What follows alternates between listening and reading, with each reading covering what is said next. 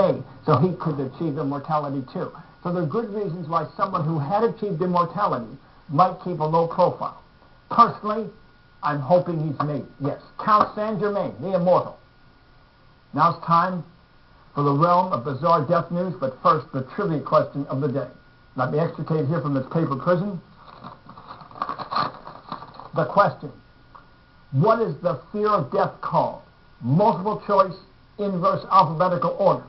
Is that vestiophobia, zonotophobia, skyophobia, iatrophobia, doraphobia, or blenophobia? Now the only prize for the correct answer is one pat on the back, which is a heck of a lot better than a slap on the belly with a wet trunk. Of course, you have to administer to it yourself.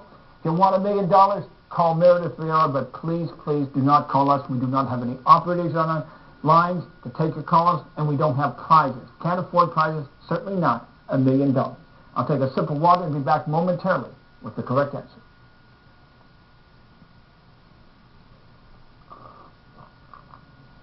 Okay, I'm calling time, and let's take a look at the 6 possible answers for the fear of death. Is it vestiophobia, zonotophobia, skyophobia, iatrophobia, doraphobia, or blenophobia? And is that your final answer, vestiophobia? No, it's zonotophobia. And for the record, vestiophobia, fear of clothes, skyophobia, shadows, iatrophobia, doctors, doraphobia, fur, and blenophobia, slime, just in case you're ever on that millionaire show.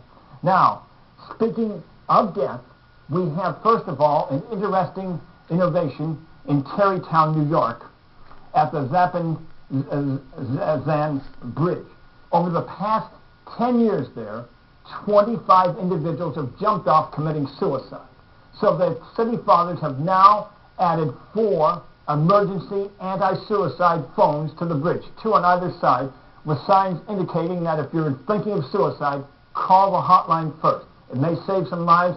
I think it's an excellent idea. It should be instituted around bridges throughout the world where there are suicides, such as the Golden Gate up in San Francisco. Might save a few people's lives. Definitely a good idea. And here we have a cow. Well, let's go to the cow. In India, they have now discovered a plant, a carnivorous plant, that actually eats cows. It's in Kardam, India.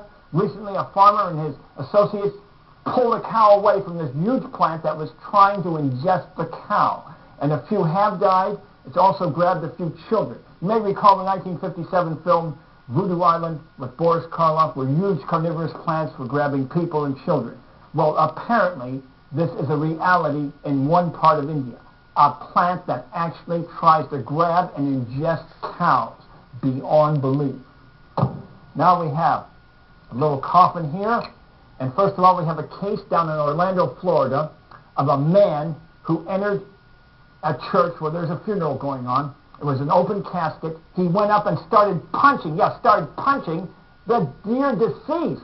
And the other attenders, the mourners, were so shocked they ran up and grabbed him. Apparently, these men were enemies in life. The man came in to administer punishment to this hated rival before he was buried. I've never heard of that happening before. Punching out a cadaver at a funeral, beyond belief. And actually, we have an interesting case in Ohio. It's the Glendale Funeral Home in Akron. They're now allowing pets to be buried with their human owners. The pets have to be cremated and placed in an urn, and they'll get their own little plaque. A great idea. Bonhor Funeral Home in Maryland also allows pets and humans to be buried together, only there they will even allow the full cadaver to be buried, such as one man's going to be buried with 6 of his favorite horses. I think all funeral parlors should allow that. All cemeteries. A great idea because people love their pets so much.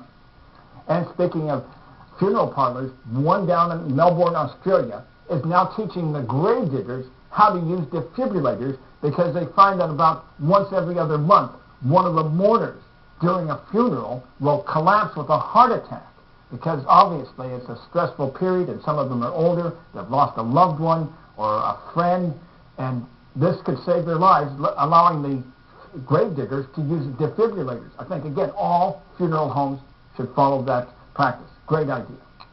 And here we have a TP tube. And this pertains to, of all things, mammoth dung up in the Arctic Circle and Siberia. Because of global warming, permafrost has melted away, exposing the mammoth dung. And one scientist says there are literally thousands of tons of it. And what's happening is bacteria that have been inside in suspended animation are now awakening and converting through metabolism the dung into CO2 and methane, two powerful greenhouse gases. Actually, methane 20 times as potent as CO2. He says this, in time, could actually accelerate global warming and kill humans. So the solution, the real solution is cover that mammoth dung. Cover it up. Cover it up as soon as possible. Cover that mammoth dung and save lives. Yes. Okay. That ends this edition of the Realm of Bizarre Death News. Time to tell you about more. No, until next time, may the power of the cosmos be with you. Yes. Yes. Yes.